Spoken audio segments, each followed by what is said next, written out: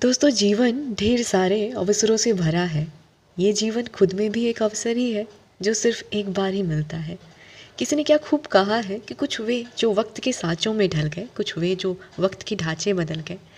ये पंक्तियाँ काफ़ी हद तक हमारे जीवन के उद्देश्य को दिखाने की कोशिश करती हैं।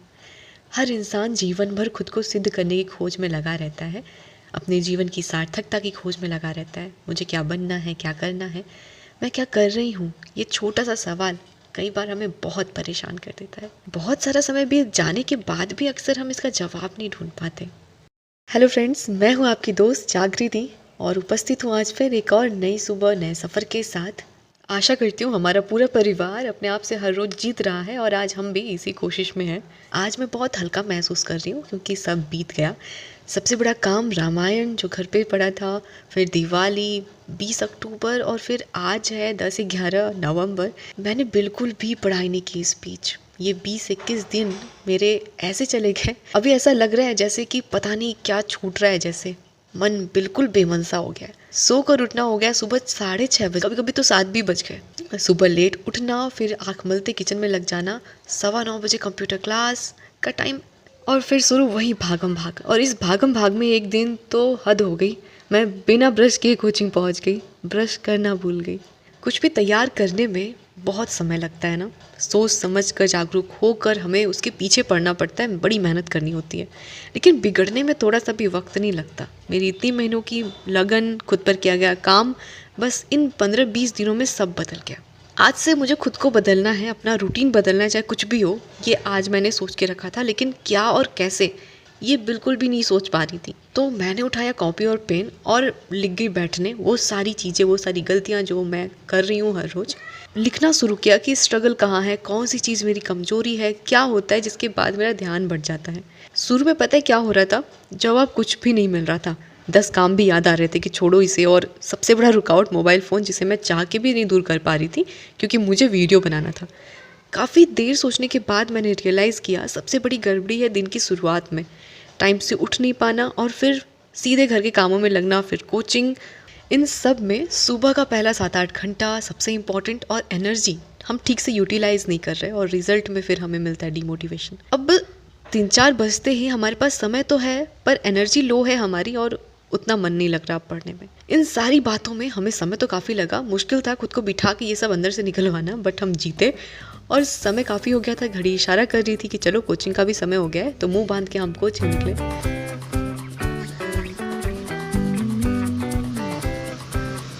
तो कोचिंग जाना हुआ और कोचिंग से आने के बाद अभी बज रहे दोपहर के 2:30 और हम चल रहे खुद को बदलने व डिसिप्लिन करने की पहल के एक कदम आगे। खुद को बदलने के लिए हमें कुछ बड़ा बड़ा नहीं करना होता है। हमारे छोटे छोटे स्टेप्स, हमारे डिसीजन जो हम हर रोज लेते हैं, वही हमारे माइंड सेट को हम देखेंगे कैसे बदल देते हैं। जब हम कहते हैं कि छोड़ो आज नहीं कल करेंगे, तो हमारा माइंड सेट फिर यही हर बात में अप्लाई होने लगता है। लेकिन वहीं पर यदि हम ये कहते हैं ना कि रुको ये बहुत ज़रूरी है, तो फिर हम देखते हैं कि हमारा माइंड सेट कैसे झट से बदल जाता है और एक अलग ही एनर्जी हम महसूस करते हैं। फिर यही एनर्जी हमें मोटिवेट करती है लाइफ के बड़े डिसीजन और डिसिप्लिन को फॉलो करने में। दोस्तों, हमारा दिल भी जानता है कि जब हम खुद के छोटे छोटे काम ईमानदारी से नहीं कर रहे हैं, तो बड़े कामों को हम ईमानदारी से कैसे करेंगे। और यही एक मेजर रीज़न है जिसके कारण हम मेहनत करने से डरते हैं, यही सोच कर कि हम डिसिप्लिन रहेंगे कि नहीं, कंसिस्टेंट रहेंगे कि नहीं। तो बस हमारी यही एक छोटी सी शुरुआत है खुद को चेतावनी देने की कि बहुत हुआ टालना। तो बन रहा है अभी हमारा यहाँ पर आंवले का मुरब्बा। आंवला हमने 1 किलो पिछले 7 दिनों से खरीद के रखा हुआ था और जिसे आज हम चल रहे थे फाइनली बनाने। आधा आंवले का मुरब्बा हम बनाएंगे, आधा हमने रख दिया है अचार बनाने के लिए।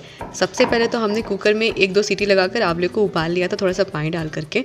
और जिन आंवलों का हमें मुरब्बा बनाना था उसे हमने अच्छे से रेत लिया था। और फिर इसके बाद जितना हमने आंवला लिया था, आधा केजी के लगभग हमारा आंवला था, तो आधा केजी हमने गुड़ ले लिया।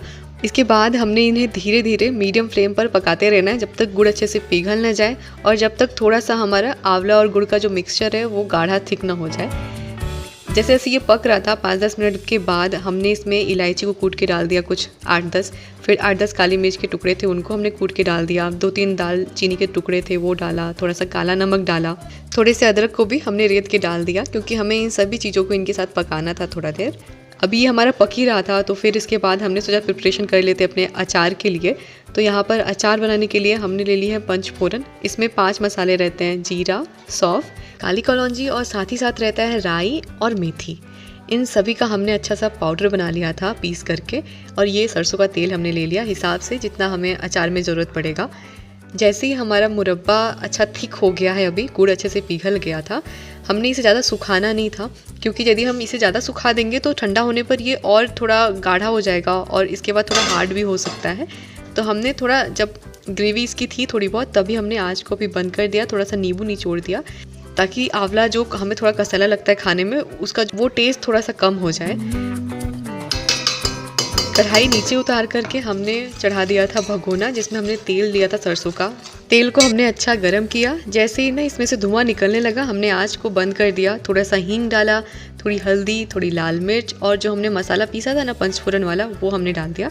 थोड़ा सा चला दिया, भून जाए ताकि मसाला, क्योंकि हमने पहले तो भूना नहीं था। फिर हमने इसमें डाल दिया आंवला और अच्छे से मिक्स कर लेंगे हम इसे। भर देंगे हम इसे एक कांच के जार में, और ये तैयार है हमारा खूबसूरत सा टेस्टी सा टॉनिक हमारे लिए और स्पेशली हमारे बालों के लिए। आंवला का कंजम्पशन हम किसी भी तरह से करें बहुत ही बेनिफिशियल है। इसमें पाया जाने वाला विटामिन ई, सी बालों को पोषण देता है, मजबूती देता है, झड़ने से रोकता है, समय से पहले सफ़ेद होने से रोकता है। हमने पहले भी कई सारे वीडियोस में बालों के केयर के ऊपर बात किया था, जिसमें हमने yoga, exercise, onion oil, flaxseed gel, rice water, aloe vera hibiscus oil, hair mask, बहुत सारी चीज़ों पर हमने बात किया था। और जब भी हम केयर करने की बात करते हैं तो अक्सर हम सब कुछ बाहर से ही अप्लाई करने को सोचते हैं, लेकिन यदि हम बाहर से परफेक्ट हों भी पर अंदर से कमज़ोर हैं, स्ट्रेस में हैं, तो बाहर का किया हुआ कुछ भी असर नहीं करता। तो सबसे बड़ी बात, हम बाहर से कुछ करने की सोचें उससे पहले हमें खुद को अंदर से ठीक करना सोचना है। इसके लिए हमने आप सभी के साथ, याद है मुझे, एक बार न्यूट्रिशनल सीड्स के लड्डू की रेसिपी शेयर की थी, जो इतनी स्ट्रॉन्ग है। यदि हमारे बाल हमारे अंदर किसी न्यूट्रिशन की कमी से झड़ रहे हैं तो ये वो दिक्कत दूर करता है, जिसने मेरी काफ़ी मदद करी हेयर फॉल को दूर करने में। कुछ सीज़न ऐसे होते हैं जिसमें बाल झड़ना नॉर्मल है, नेचुरल है। यदि हमारा बाल जेनेटिकली ऐसा प्रॉब्लम है हमारे घर में, तो हम कुछ भी करें हेयर फॉल होगा। हाँ, हम इसकी गति को धीमा कर सकते हैं, लेकिन ये होगा, ज़रूर होगा। जैसे मेरे बालों का जो प्रॉब्लम है वो मेरी जीन्स से है। मेरे बालों का हेयर फॉल इतना बढ़ गया था, डॉक्टर के पास भी गई पर कोई फ़ायदा नहीं हुआ, इवन बाल और झड़ने लगे। फ़ायदा तब होना शुरू हुआ जब मैंने अंदर से खुद के ऊपर काम किया, पॉजिटिव रहना शुरू किया और सबसे पहले बालों के बारे में सोचना ही छोड़ दिया। मैं ये समझ गई थी बिल्कुल कि जिस चीज़ के पीछे हम जितना पड़ते हैं ना, वो चीज़ उतनी ही बिगड़ती है। ज़्यादा सोचने से, टेंस्ड होने से बाल और झड़ेंगे।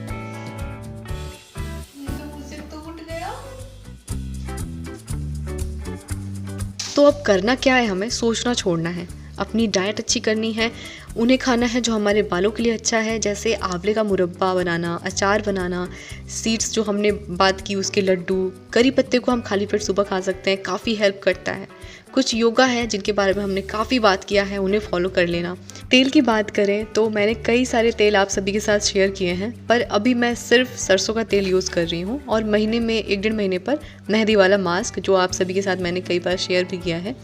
ऐसा नहीं था कि वे सारे जितने भी तेल मैंने यूज़ किए पहले वे अच्छे नहीं थे या मुझे सूट नहीं कर रहे थे, पर सरसों का तेल मेरे लिए सबसे बेस्ट ऑप्शन मुझे ऐसा लगता है, जिसे मैं पिछले 4-5 महीने से यूज़ कर रही हूँ, जिससे मेरे बालों का झड़ना बिल्कुल कंट्रोल है। जो भी ऑयल हम घर पर बनाते हैं वे नेचुरल होते हैं, कोई साइड इफ़ेक्ट नहीं होता। तो विश्वास के साथ मैंने 3-4 ऑयल बनाए, यूज़ किए, पर जो बेस्ट मेरे लिए लगा वो था सरसों का तेल। साथ में अपनी डाइट को मैंने अच्छे से ठीक किया, चाय बिल्कुल छोड़ दिया, टेंशन लेना बिल्कुल छोड़ दिया। मैंने ये सोच लिया कि मेरे बाल जैसे भी हैं मैं कंफर्टेबल हूँ। अच्छा, हम टेंशन ले भी रहे होते हैं तो किस बात का, अपनी बालों का। इतनी छोटी सी बात है ये। अच्छा चलिए मान भी लेते हैं कि अपने जीवन का ना सबसे बुरा कंडीशन लेते हैं कि हमारे सारे बाल सफ़ेद हो गए, झड़ गए, हम गंजे हो गए, तो क्या होगा? क्या होगा? ज़्यादा से ज़्यादा सोच के देखते हैं। हम यही सोचेंगे ना कि लोग हमारे बारे में क्या कहेंगे, कैसे देखेंगे, हमें मजाक बनाएंगे। पर आपको पता है ये हमारे नतीजे होते हैं जो हम सोच रहे हैं। हमें यहाँ पर अपनी माइंडसेट बदलने की ज़रूरत है। लोग क्या सोचते हैं, कहते हैं, वो उनकी माइंडसेट है, उनकी सोच है, पर हमारी माइंडसेट, हमारी सोच क्या है, ये बहुत मैटर करती है। यदि हम हमारी नज़रों में ऊंचे हैं ना, तो किसी की हिम्मत नहीं है कि हमें नीचा दिखा सके, बुरा महसूस करा सके। जब हम कॉन्फिडेंट हैं, जो हम हैं, तो सामने वाले की हिम्मत नहीं हमें कुछ नेगेटिव महसूस करा सके। और ज़िंदगी में ऐसे लोगों की हमें लॉन्ग टर्म में ज़रूरत है क्या, जो हमारे लिए यही सोच रखते हो? ऐसे लोगों को क्या हम अपने साथ लेकर चलना चाहेंगे जिनकी सोच इतनी छोटी हो? और हमारे लिए क्या सुंदरता की यही परिभाषा है? क्या हमें सुंदर दिखाने की यही परिभाषा है? क्या हमारे लिए वही लोग अच्छे होते हैं जो ऊपर से सुंदर हो पर अंदर से उनमें से बदबू आ रही हो? जीवन इतना बड़ा है, दुनिया इतनी बड़ी, अभी हमने देखा ही नहीं और हमारी सोच एकदम छोटी हो जाती है। हो सकता है ऐसे बहुत सारे लोग हैं जिनकी यही बाहरी खूबसूरती उन्हें परिभाषित करती है, पर बी कॉन्फिडेंट, जो हम हैं, जैसे हम हैं। सिर्फ एक ही चीज़ नहीं जो हमें परिभाषित करे। खुश रहिए, खुद पर काम करिए, इन सभी सोच से बाहर निकलकर खुद को हल्का कर देखिए, सब कितना अच्छा लगेगा। खुद को अपने तरीके से डिफाइन जब हम करते हैं तभी तो कुछ अलग करते हैं, और दूसरों की नज़रों से हमें क्यों सर्टिफिकेट चाहिए।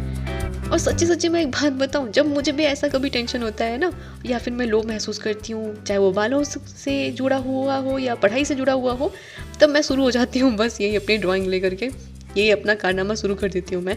और ड्राइंग करते करते कब मैं ठीक हो जाती हूँ पता ही नहीं लगता है। और ये जो मेरे ड्राइंग का कार्यक्रम है ये पिछले 2 दिनों से चल रहा है, क्योंकि मुझे अपने पूरे रूम का काया पलट करना था। और देखिए, मैंने यहाँ पर बहुत सारी चीज़ें बना बना के तैयार भी कर ली थी, और जितनी भी अपने रूम की पुरानी चीज़ें थी ना सारी, वो मैंने आज बदलने की ठान ली थी। लेकिन मेरे अंदर का मोह माया जा ही नहीं रहा था। कुछ चीज़ें मैंने रखी थी पुरानी वजह से, उल्लू हो गया, और 2-3 पोस्टर मैंने जो पुराने वाले बनाए थे।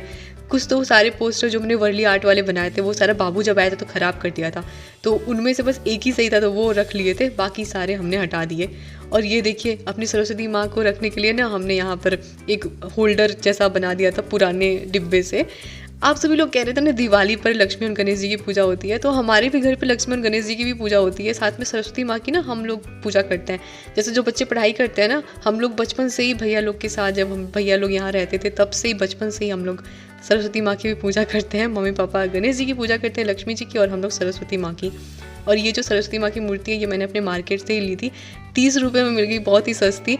और भी बहुत महंगे महंगे मिल रहे थे, लेकिन हमने यही छोटी सी खरीदी, क्योंकि मुझे पहले से ही मैंने सोच रखा था कि अपने रूम में मैं रखूँगी, और इतना बड़ा होल्डर मैं कहाँ से लेके आती। मूर्ति भारी रहती, बड़ी रहती, तो ज़्यादा बड़ा होल्डर चाहिए होता उसके लिए, और मेरे पास था नहीं ऐसा कुछ भी, तो मैंने छोटा सा ही चूज़ किया जो कि काफ़ी प्यारा था, और हमने रख भी दिया। पहले तो मैंने सोचा था इस डिब्बे के ऊपर प्रिंटेड पेपर लगाने को, लेकिन फिर ये वाला आइडिया आया, येलो कलर के ऊपर स्वास्तिक रेड कलर का, काफ़ी प्यारा लग रहा था। और भी मैंने बहुत सारे थॉट से रिलेटेड कोट्स वाले पोस्टर्स बनाए थे, दमदार हाथों से अदिति दबाते हुए।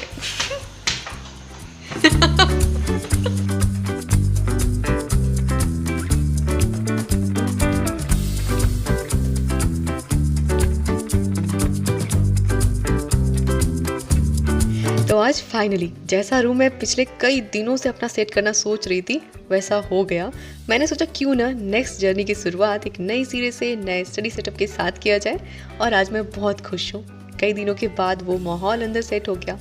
अब बस एक नए उत्साह के साथ, नेक्स्ट नए टारगेट के साथ, एक नई जर्नी के साथ मिलते हैं अगले वीडियो व्लॉग में। तैयार रहिएगा, साथ साथ बहुत कुछ सीखने के लिए। तो चलिए अपने आज के सफ़र को बस यहीं पर समाप्त करते हैं। मिलते हैं अगले वीडियो व्लॉग में कुछ नई बातों के साथ, एक और नए सफ़र के साथ। तब तक के लिए अपना बहुत सारा ख्याल रखिएगा, हमेशा पॉजिटिव बने रहिएगा। मिलते हैं अगले वीडियो व्लॉग में।